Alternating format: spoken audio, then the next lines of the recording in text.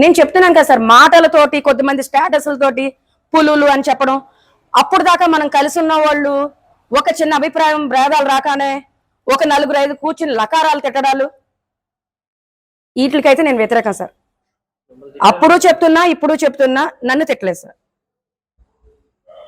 నేను ఒక తల్లిదండ్రులకు పుట్టాను, మీరు పుట్టారు, గౌరవించుకుందాం. ఇందాకడిగా నిన్ను ఎంత గౌరవించాలని కోరుకుంటున్నాను, మిమ్మల్ని నేను అంతే గౌరవిస్తున్నాను అని. నేను ఇప్పుడు దాకా జరిగిన దాడుల గురించి చెప్తున్నా. ఇప్పుడు పక్క నియోజకవర్గం కానీ ఆ నియోజకవర్గాలు కానీ రే నువ్వెంత అంటే నువ్వెంత ఈ టైప్ వద్దు సార్. మీకు 10 కోట్లు ఉంది, 10 పూటలు తినండి, నాకేమీ లేదు, గంజి పోసుకుని తింటా. చచ్చిపోం కదా సార్, ప్రజాస్వామ్యంలో బతుకుతున్నాం కదా. అన్ని పార్టీల వాళ్ళు బతుకుతున్నారు, అన్ని కులాల వాళ్ళు బతుకుతున్నారు, అన్ని వర్గాలు బతుకుతున్నారు. అందులో నన్ను ఎందుకు అంత హైలైట్ చేసుకుంటున్నారు? మీ దృష్టిలో ఏమనుంటాయి? నాకైతే పొద్దున్న చెప్పడం ఇందులో ఏమీ లేదని తెలిసింది మేడం, 170 ద్వారా క్లోజ్ చేద్దాం అనుకుంటున్నాం అని చెప్పారు. క్లోజ్ చేస్తారా, కేసులు పెడతారా, అది కూడా నేను అడగల. ఎందుకంటే చట్టానికి ఇప్పుడు మనం విధేయులమే. మీరు కేసు పెట్టండి, కోర్టు ఉంటుంది. ఒక 20 రోజులు 10 రోజులు జైలుకి వెళ్ళిపోయినంత మాత్రాన తప్పుడోళ్ళు అయితే అయిపోరుగా. అదే నేను పార్టీల కోసం కొమ్ము కాసేదాన్ని అయితే, నేను వైఎస్ఆర్ గవర్నమెంట్లో ఉన్నప్పుడు చంద్రబాబు నాయుడు గారిది జైలుకి జరిగిన ధర్నాకు అన్నప్పుడు నాకు పర్సనల్గా తప్పు అనిపించింది. నేను నమ్మని విషయాన్ని పార్టీలకి అతీతంగా నేను రియాక్ట్ అయ్యాను. ధర్నా చేసుకోవడానికి మా చేపల షాప్ దగ్గర ఎదర్ సైట్ ఇచ్చాను. అప్పుడు ధర్నా చేయలేదా? ఇది అబద్ధమా? పార్టీతో కాదు నాకు ప్రాబ్లం, విధానాలు 1-2 నచ్చపోతే నేను అట్లా వ్యతిరేకిస్తా, ఫ్యూచర్లో కూడా చేస్తా. మొన్న ఎవరో అన్నారు ఇలాగైతే నీతో ఎవరు ఉండరని. ఇప్పుడు కూడా నేను మీటింగ్ వచ్చినప్పుడు ఒక్కదాన్నే వచ్చా, ఎవరిని రావద్దన్నా. ఎందుకని? నిజం ఒకటే. 100 మంది 100 రకాలుగా మాట్లాడిన మాత్రమే అది అబద్ధం నిజమైపోద్దు. నాకు ఎవరిని నిరూపించుకోవాల్సిన అవసరం నాకు అంతకన్నా లేదు. మీరు నన్ను ఏ రకంగా అడిగారో మీకు సమాధానం ఎంత వివరంగా చెప్పానో, పోలీసు వారు ఎంత విచారణ చేసి అడిగారో వాళ్ళకి ఎంత వివరంగా చెప్పాను. తప్పు చేయనప్పుడు సార్, ఒకవేళ నేనే క్రియేట్ చేశాను 22 పేజీలు కథ అనుకున్నారనుకోండి, నాకైతే దమ్ము ఉంది.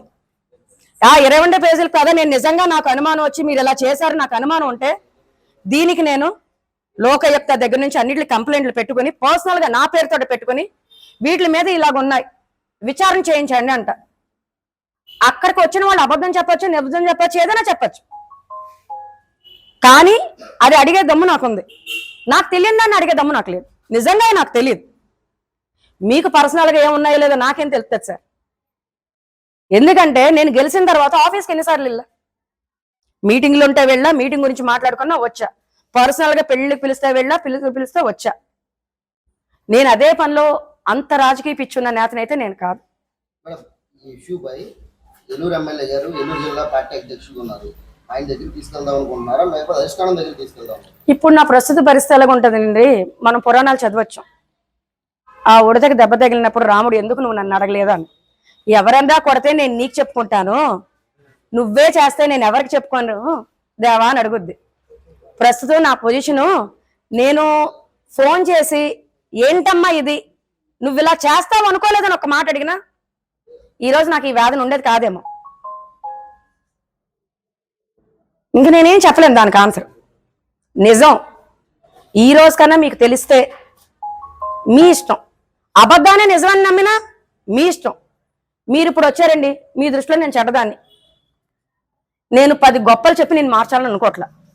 నా కుటుంబంకి ఏంటో నేను తెలుసు. అప్పుడు ఇప్పుడు చెప్తున్నా, రాజకీయ సమాజ్ చేస్తాను అది ఇది అంటున్నారు. నాకు ఈ రాజకీయంలోకి వచ్చింది కేవలం నా భర్త కోరిక మీద వచ్చా. ఇలాగా వేషాలు వేసి ఇలాగా చేసుకుంటూ చేయాల్సిన రాజకీయం అయితే నాకున్న ఊపిరి వరకు ట్రస్ట్ పెట్టుకుని ట్రస్ట్ ద్వారా చేసుకుంటా. నాకు చేత కాలేదు ఇంట్లో మూసుకుని కూర్చుంటా. ఒక్కడిని నాశనం చేసి నేను రాజకీయం చేయాలంటే భీమవరం హేమ జీవితంలో చేయదు.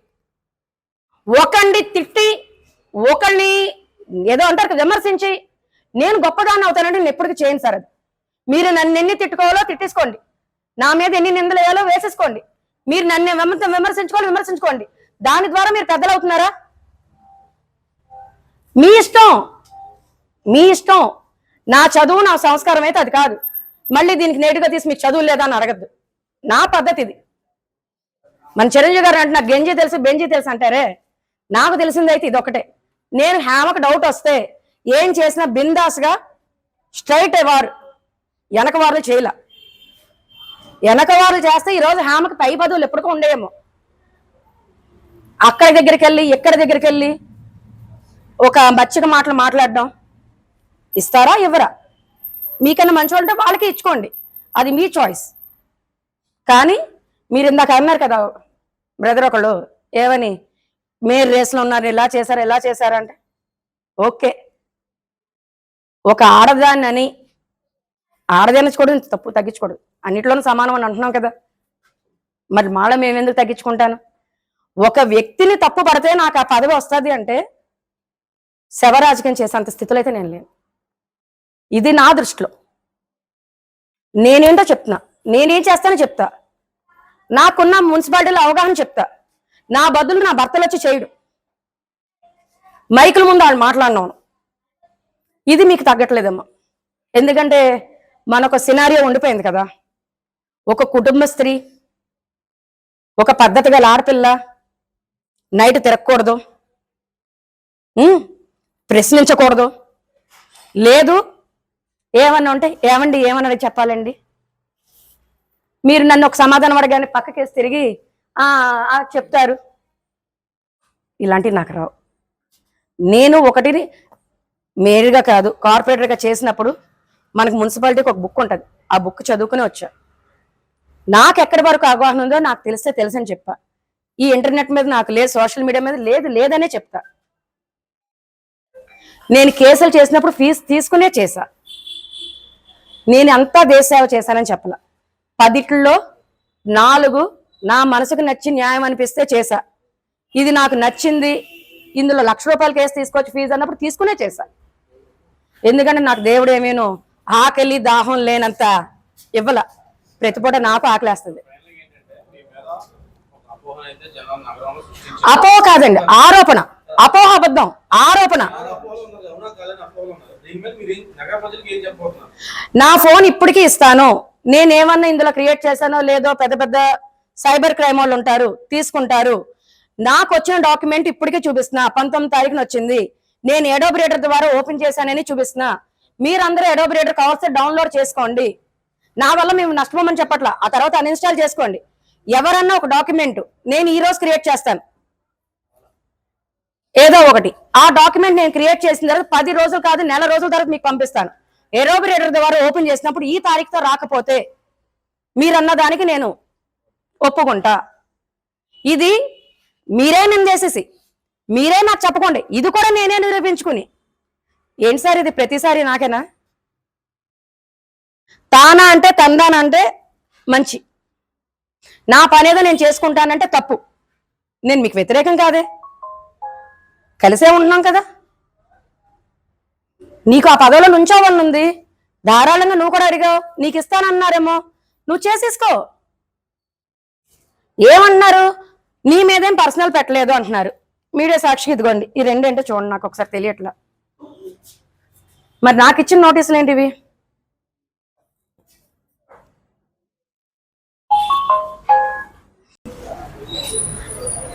అను మీపై ఇప్పుడు నా పేద నాయుడు సోమ గారు ఫిర్యాదు చేయలేదన్నారు కదా.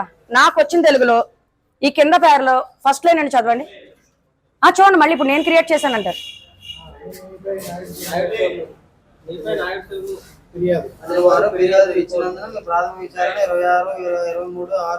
నా దౌర్భాగ్యం ఏంటంటే అడ్వకేట్ గా చదువుకుని నాకే కంప్లైంట్ కాపీ ఇవ్వలేదండి. ఫోన్లేనండి, నేను అంత పెద్ద మనిషిని అయితే నేను ఫీల్ అవ్వాలి కదా, చక్కగా మంచిది ఒక శిఖరం కింద చూస్తే. కాదండి, నాకు తెలిసినంత వరకు ట్రైన్ ఎక్కుతారు, బస్ ఎక్కుతారు, కండువాలు మార్చడం ఇది కాదు. నాకు ప్రజలకు ఏదిలో నడిపించి నాకు అవకాశం ఇస్తే నేను అలా చేస్తాను. ఇప్పుడు నాయుడు సోము నా మీద ఫిర్యాదు చేయలేదు అన్నారు, మరి పోలీసు వారు నాయుడు సోము పేరు ఎందుకు పెట్టారు? నాకు ఇక్కడ కంప్లైంట్ కాపీ అడిగితేనేమో ఏది ఏమీ లేదని తర్వాత మార్చి చెప్తాం, సాయంత్రం ఇస్తాం, రేపొద్దున ఇస్తాం. అర్థం చేసుకోండి మేడం. సో మనం డెఫినేషన్కి వెళ్దాం, మనం చేసుకుందాం. ఉంటాను.